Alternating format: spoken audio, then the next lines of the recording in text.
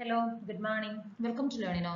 നമ്മൾ ഈ ഒരു വീഡിയോയിൽ കമ്മ്യൂണിക്കേഷൻ ഇലക്ട്രോണിക്സ് എന്നുള്ള മൊഡ്യൂളിൽ നിന്നുള്ള MCQs ആണ് ഡിസ്കസ് ചെയ്യാൻ പോകുന്നത്. ഓക്കെ, അപ്പോൾ ഇത് പാർട്ട് 2 വീഡിയോ ആണ്. ഓൾറെഡി നമ്മൾ പാർട്ട് 1 ഡിസ്കസ് ചെയ്തിട്ടുണ്ട്. ഒരു 15 ക്വസ്റ്റ്യൻസ് നമ്മൾ ഡിസ്കസ് ചെയ്തിട്ടുണ്ട്.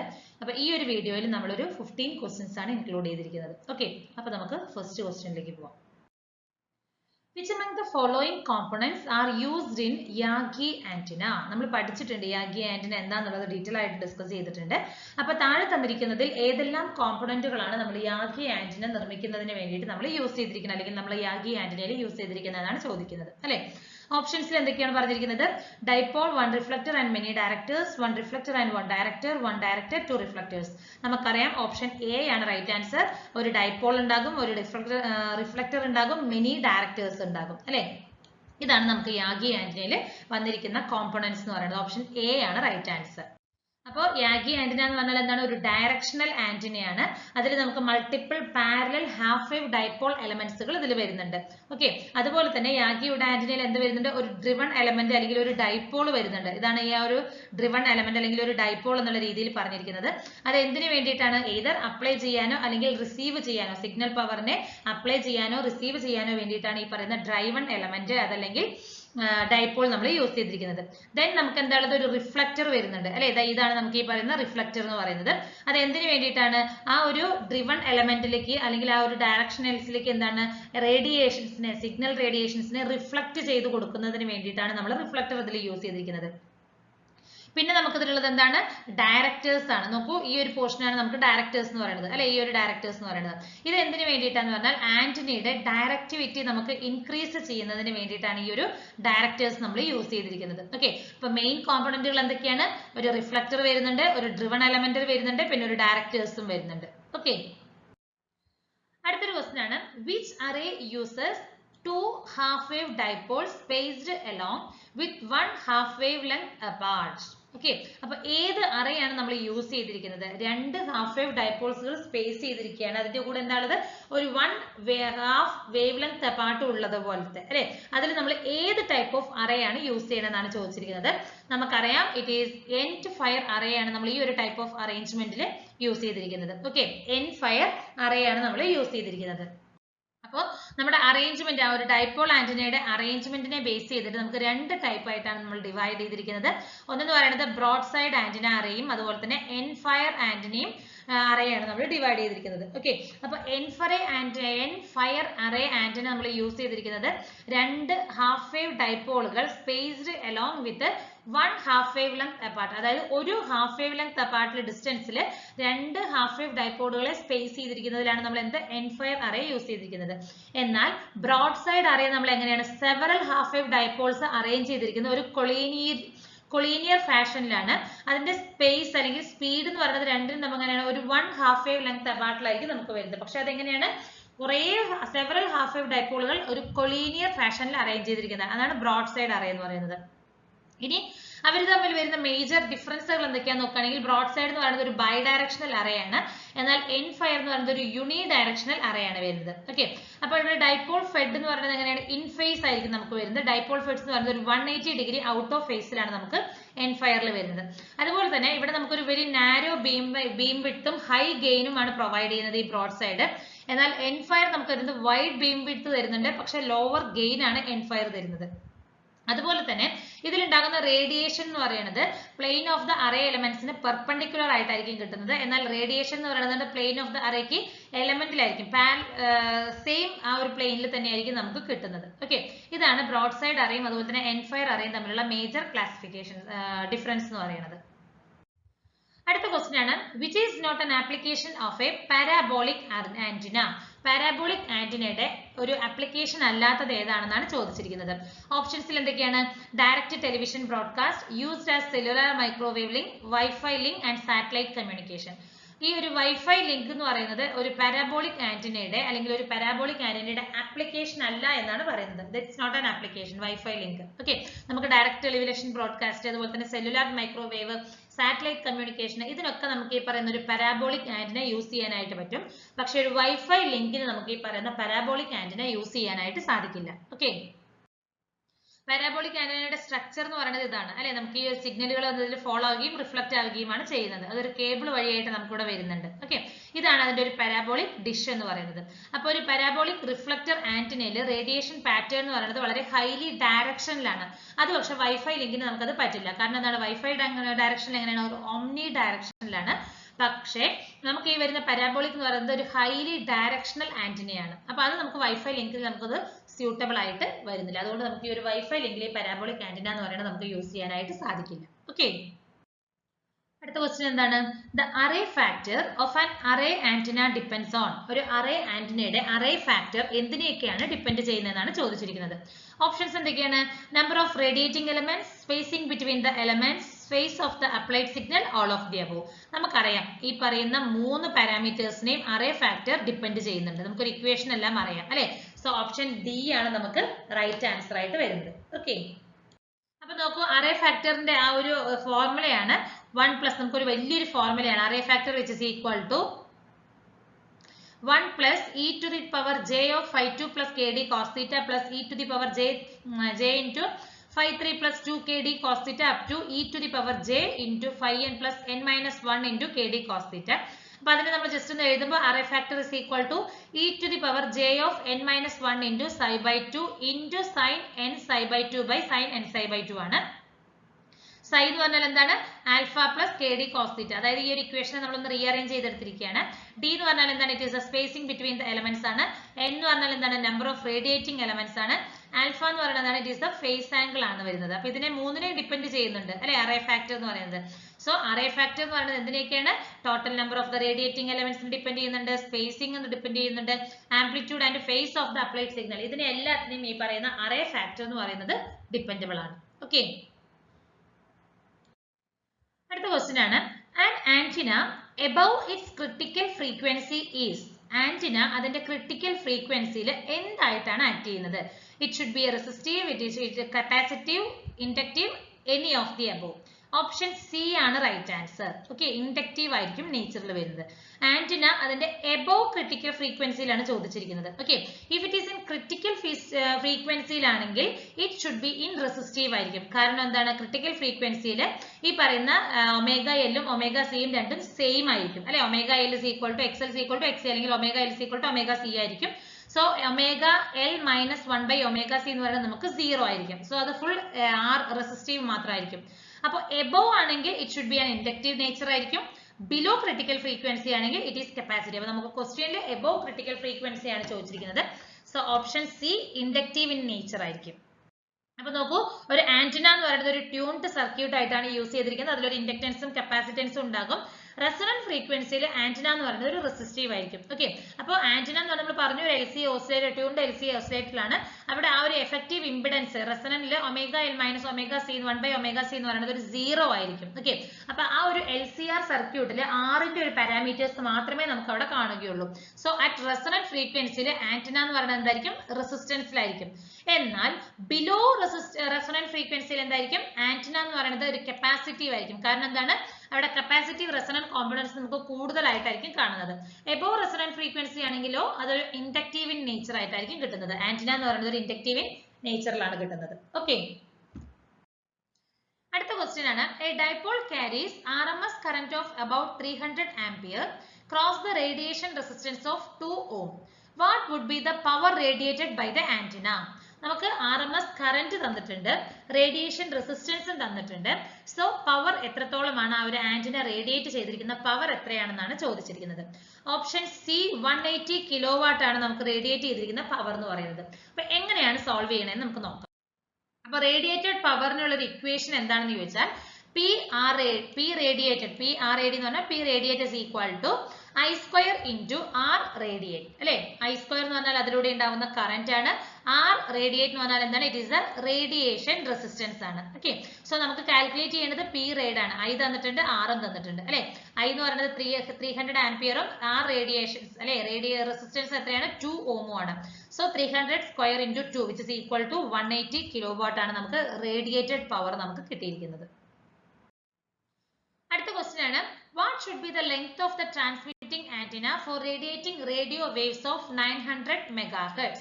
ഒരു 900 megahertz waves radio wave radiate ചെയ്യുമ്പോൾ ആ ഒരു ആന്റിനയുടെ ട്രാൻസ്മിറ്റിംഗ് ആന്റിനയുടെ ലെങ്ത് എന്തായിരിക്കണം എന്നാണ് ചോദിച്ചിരിക്കുന്നത്. അപ്പൊ നമ്മുടെ വേവിന്റെ ഫ്രീക്വൻസി എത്രയാണ് തന്നിരിക്കുന്നത്? 900 MHz ആണ്. ഓക്കെ, സോ ഹിയർ 8.3 സെന്റിമീറ്റർ ആയിരിക്കണം നമുക്ക് വേണ്ട ആ ഒരു ആന്റിനയുടെ ട്രാൻസ്മിറ്റിംഗ് ആന്റിനയുടെ ലെങ്ത് എന്ന് പറയുന്നത് 8.3 സെന്റിമീറ്റർ ആയിരിക്കണം. ഓക്കെ, അപ്പൊ അതെന്താണ് നമുക്ക് ആ ഒരു ഫ്രീക്വൻസിയും ലെങ്ത്തും തമ്മിലുള്ള റിലേഷൻ എന്താണെന്ന് നമുക്ക് നോക്കാം. എങ്ങനെയാണ് സോൾവ് ചെയ്യണമെന്ന് നമുക്ക് നോക്കാം. അപ്പൊ നമുക്ക് തന്നിരിക്കുന്നത് റേഡിയോ വേവ്സിന്റെ ഫ്രീക്വൻസി 900 MHz ആണ് അല്ലെ. അപ്പൊ അതിനെ നമ്മൾ ഫ്രീക്വൻസി ഹെഡ്സിന്റെ ടേംസിലേക്ക് ആക്കുമ്പോൾ 900 × 10⁻6 ഹെഡ്സ് ആണ് നമുക്ക് കിട്ടുന്നത്. ഓക്കെ, അപ്പൊ ആ ഒരു മിനിമം ലെങ്ത് കാൽക്കുലേറ്റ് ചെയ്യാനുള്ള ഇക്വേഷൻ ആണ് L is equal to λ/4 ആണ്, which is equal to C/F. അതായത് വേവ് ലെങ്ത്തിന്റെ നമുക്ക് ഇൻ ടേംസ് ഓഫ് ലൈറ്റിന്റെ ഫ്രീക്വൻസി ലൈറ്റിന്റെ വേവ് ലെങ്ത് ഫ്രീക്വൻസിയുടെ ടേംസിൽ നമുക്ക് മാറ്റാനായിട്ട് പറ്റും. C/F എന്ന് കിട്ടും അല്ലെ. C എന്ന് പറഞ്ഞാൽ എന്താണ്? It is the velocity of the light ആണ്. ലാംഡ എന്ന് പറയുന്നത് വേവ് ലെങ്ത് ആണ്. F എന്ന് പറയുന്നത് എന്താണ്? ഫ്രീക്വൻസി ആണ്. ഓക്കെ, അപ്പൊ നമുക്ക് ഇതിൽ ഫ്രീക്വൻസി തന്നിട്ടുണ്ട്. C എന്താണെന്ന് നമുക്ക് അറിയുകയും ചെയ്യും. 3 × 10⁸ m/s ആണ് വെലോസിറ്റി ഓഫ് ലൈറ്റ് എന്ന് പറയുന്നത്. സോ നമുക്ക് L is equal to എന്ത് സബ്സ്റ്റിറ്റ്യൂട്ട് ചെയ്യാം? C/4f ആണ്. C എന്ന് പറഞ്ഞാൽ 3 × 10⁸8 m/s by 4 into F എത്രയാണ്? 900 MHz ആണ്. 900 × 10⁻6 ആണ്. അപ്പൊ ഇത് സോൾവ് ചെയ്യുമ്പോൾ എനിക്ക് കിട്ടുന്നത് 0.083 മീറ്റർ ആണ്. കാരണം m/s ആണ് വരുന്നത്. അതിനെ ഞാൻ ജസ്റ്റ് സെന്റിമീറ്ററിലേക്ക് മാറ്റുമ്പോൾ 8.3 സെന്റിമീറ്റർ ആണ് കിട്ടുന്നത്. അപ്പൊ 8.3 സെന്റിമീറ്റർ ആണ് ആ ഒരു 900 MHz റേഡിയോ വേവിനെ ട്രാൻസ്മിറ്റ് ചെയ്യുമ്പോൾ ആന്റിനയ്ക്ക് ഉണ്ടാകേണ്ട ലെങ്ത് എന്ന് പറയുന്നത്. ഓക്കെ, അടുത്ത ക്വസ്റ്റ്യൻ ആണ്. To make antenna more directional, either its size must be increased or antenna കൂടുതൽ ഡയറക്ഷൻ ആകണമെങ്കിൽ ഡയറക്ഷനിലേക്ക് ആകണമെങ്കിൽ ഒന്നില്ലെങ്കിൽ നമ്മൾ അതിന്റെ സൈസ് ഇൻക്രീസ് ചെയ്യണം, അതല്ലെങ്കിൽ വേറെ എന്ത് പാരാമീറ്റർ ആണ് ചെയ്യേണ്ടതെന്നാണ് ചോദിച്ചിരിക്കുന്നത്. ഓക്കെ, അപ്പോ എന്തൊക്കെയാണ്? ഒന്നില്ലെങ്കിൽ സൈസ് ഇൻക്രീസ് ചെയ്യണം, അതല്ലെങ്കിൽ അതിന്റെ ഫ്രീക്വൻസി ട്രാൻസ്മിഷനിൽ വരുന്ന ഫ്രീക്വൻസി ആണ് ഇൻക്രീസ് ചെയ്യേണ്ടത്. ഓക്കെ, അപ്പോൾ ഹിയർ നമുക്ക് ഏതാ തന്നിരിക്കുന്നത്? ഓപ്ഷൻ ബി ആണ് അല്ലെ. The frequency of its transmission ആണ് നമുക്ക് ഇൻക്രീസ് ചെയ്യേണ്ടത്. ഏതെങ്കിലും ഒരു കേസ് നമ്മൾ ചെയ്യണം. ഒന്നില്ലെങ്കിൽ സൈസ് ഇൻക്രീസ് ചെയ്യണം, അതല്ലെങ്കിൽ ഫ്രീക്വൻസി. എന്തിനു വേണ്ടിയിട്ടാണ്? ആന്റിനയെ മോർ ഡയറക്ഷനിലാക്കുന്നതിന് വേണ്ടിയിട്ട്. ഓക്കെ, ഓപ്ഷൻ ബി ആണ് റൈറ്റ് ആൻസർ. ഒരു ഡയറക്ഷണൽ ആന്റിന എന്ന് പറഞ്ഞാൽ എന്താണ്? ആ ഒരു ആന്റിന ഒന്നില്ലെങ്കിൽ റേഡിയേറ്റ് ചെയ്യുകയോ അല്ലെങ്കിൽ റിസീവ് ചെയ്യുകയാണ് ചെയ്യുന്നത്. ഓക്കെ, ആ ഒരു ഗ്രേറ്റർ പവറിനെ ഒരു പർട്ടിക്കുലർ അല്ലെങ്കിൽ ഒരു സ്പെസിഫിക് ഡയറക്ഷനിൽ ഒന്നില്ലെങ്കിൽ റേഡിയേറ്റ് ചെയ്യും, അതല്ലെങ്കിൽ എന്ത് ചെയ്യും? റിസീവ് ചെയ്യുകയാണ് ചെയ്യുന്നത്. അതിന്റെ പെർഫോമൻസ് വളരെ ഹൈ പെർഫോമൻസിലായിരിക്കും നമുക്ക് ഈ ഒരു പ്രോസസ്സ് ചെയ്യുന്നത്. അപ്പോൾ ഡയറക്ഷണൽ എന്ന് പറഞ്ഞാൽ എന്താണ്? അത് ഒരു പർട്ടിക്കുലർ ഡയറക്ഷനിലായിരിക്കും അതിന്റെ പെർഫോമൻസ് മാക്സിമം എഫിഷ്യൻസിയോടെ ചെയ്തു തരുന്നത്. ഓക്കെ, ഇപ്പൊ നമ്മളൊരു ഡയറക്ഷണൽ ആന്റിനയുടെ ഗെയിൻ ഇൻക്രീസ് ചെയ്യുകയാണെങ്കിൽ അതിന്റെ ആ ഒരു റേഡിയേഷൻ ആംഗിൾ എന്ന് പറയുന്നത് ഡിക്രീസ് ആവണം. Because they are inversely proportional ആയിട്ടാണ് വരുന്നത്. ഓക്കെ, അപ്പൊ നമുക്ക് ഒരു ആന്റിന മോർ ഡയറക്ഷണൽ ആക്കണമെങ്കിൽ ഒന്നില്ലെങ്കിൽ അതിന്റെ സൈസ് ഇൻക്രീസ് ചെയ്യണം, അതല്ലെങ്കിൽ ആ ഒരു ട്രാൻസ്മിഷന്റെ ഫ്രീക്വൻസിനെ ഇൻക്രീസ് ചെയ്യുകയാണ് ചെയ്യുന്നുണ്ട്. Okay, either frequency of its transmission അതല്ലെങ്കിൽ അതിന്റെ ഒരു സൈസ്, ഇതിൽ ഏതെങ്കിലും ഒന്ന് ഇൻക്രീസ് ചെയ്യുകയാണെങ്കിൽ നമുക്ക് എന്ത് ചെയ്യാൻ പറ്റും? ആ ഒരു ആന്റിനയുടെ ഡയറക്ഷണൽ, അതായത് ആ ഒരു ആന്റിനയെ കൂടുതൽ ഡയറക്ഷനിലാക്കാനായിട്ട് നമുക്ക് സാധിക്കും. ഓക്കെ, അടുത്ത ക്വസ്റ്റ്യൻ നോക്കൂ. What is the length of the antenna needed to a signal of 500 kHz frequency? ഒരു 500 kHz ഒരു ഫ്രീക്വൻസി കിട്ടണമെങ്കിൽ ആന്റിനയുടെ ലെങ്ത് എത്രത്തോളം ആയിരിക്കണമെന്നാണ് ചോദിച്ചിരിക്കുന്നത്. ഓക്കെ, അപ്പോൾ ഏകദേശം നമ്മൾ സിമിലർ ക്വസ്റ്റ്യൻ നമ്മൾ ഓൾറെഡി ചെയ്തിട്ടുണ്ട് അല്ലെ. ഹിയർ ഓപ്ഷൻ ബി ആണ് റൈറ്റ് ആൻസർ. 150 മീറ്റർ ആണ് നമുക്ക് വേണ്ട ആ ഒരു ആന്റിനയുടെ ലെങ്ത് എന്ന് പറയുന്നത്. ഓക്കെ, അപ്പൊ നമുക്ക് ഇലക്ട്രോമാഗ്നറ്റിക് വേവ് ഫ്രീക്വൻസി എത്ര തന്നിരിക്കുന്നത്? 500 kHz ആണ് ട്രാൻസ്മിറ്റ് ചെയ്യേണ്ടത് അല്ലെ.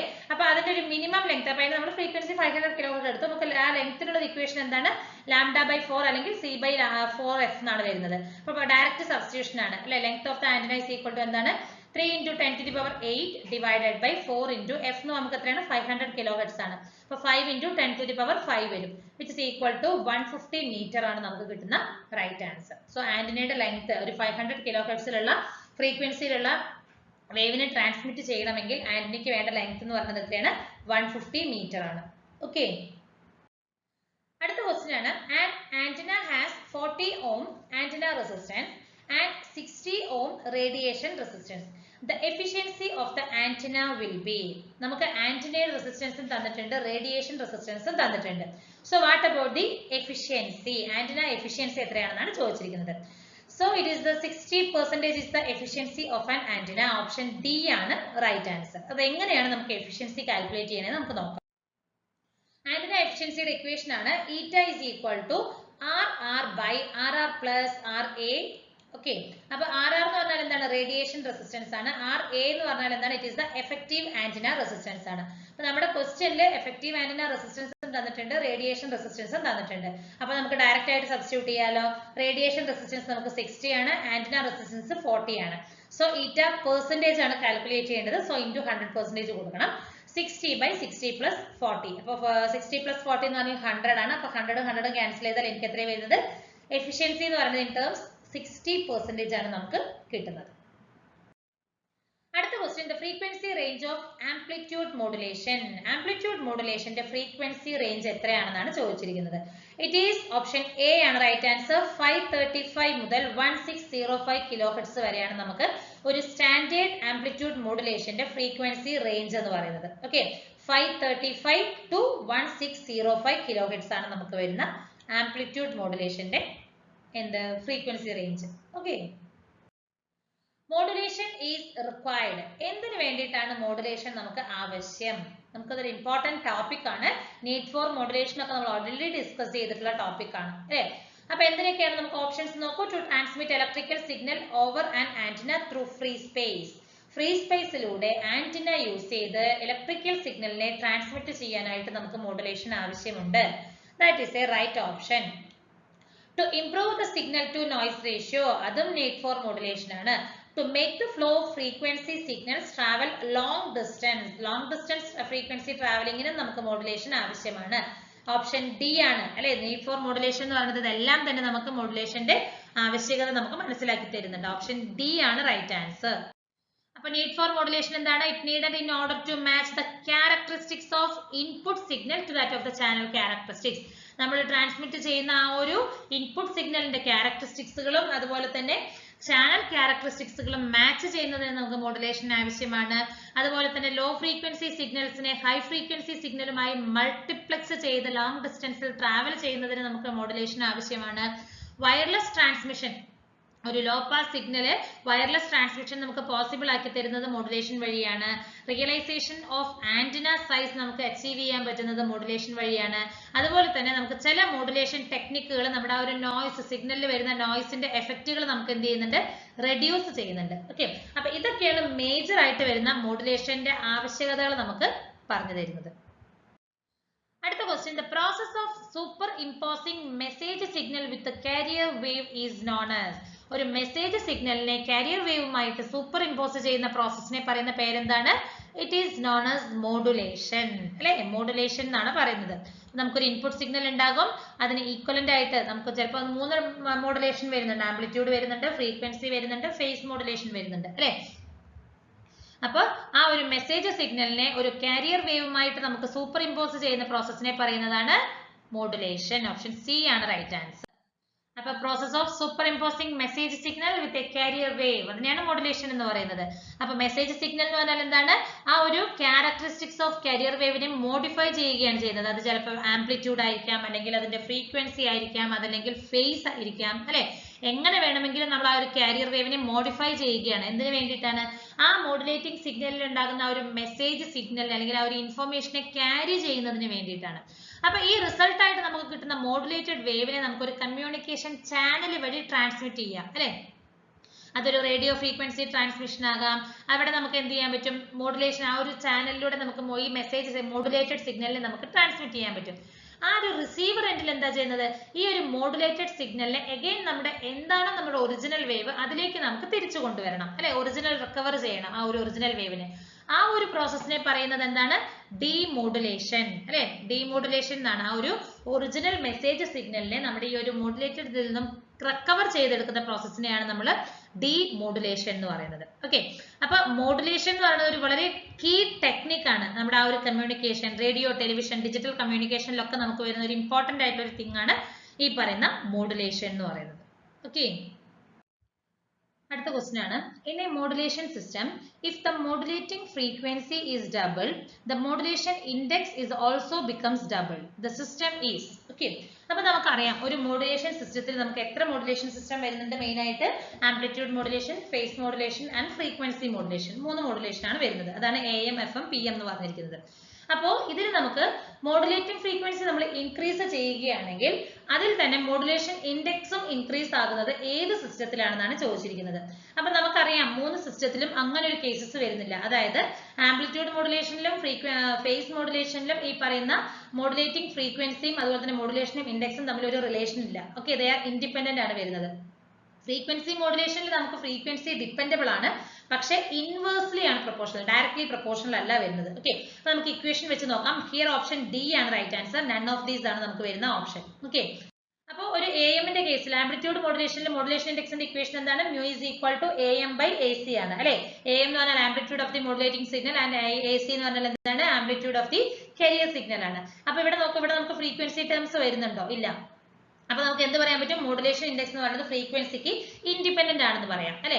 എന്നാൽ PM-ന്റെ കേസ് നോക്കൂ. ഇവിടെ മോഡുലേഷൻ ഇൻഡെക്സിനുള്ള equation beta is equal to KP into AM ആണ്. KP എന്ന് പറഞ്ഞാൽ എന്താണ്? ഫേസ് സെൻസിറ്റിവിറ്റി കോൺസ്റ്റന്റ് ആണ്. AM എന്ന് പറഞ്ഞാൽ amplitude of the modulating signal ആണ്. ഇവിടെ നമുക്ക് ഫ്രീക്വൻസി ടേം വരുന്നില്ല. സോ നമുക്ക് ഫേസ് മോഡുലേഷന്റെ കാര്യത്തിൽ നമുക്ക് പറയാം മോഡുലേഷൻ ഇൻഡെക്സ് എന്ന് പറയുന്നത് it is independent of the frequency ആണെന്ന് നമുക്ക് പറയാനായിട്ട് പറ്റും.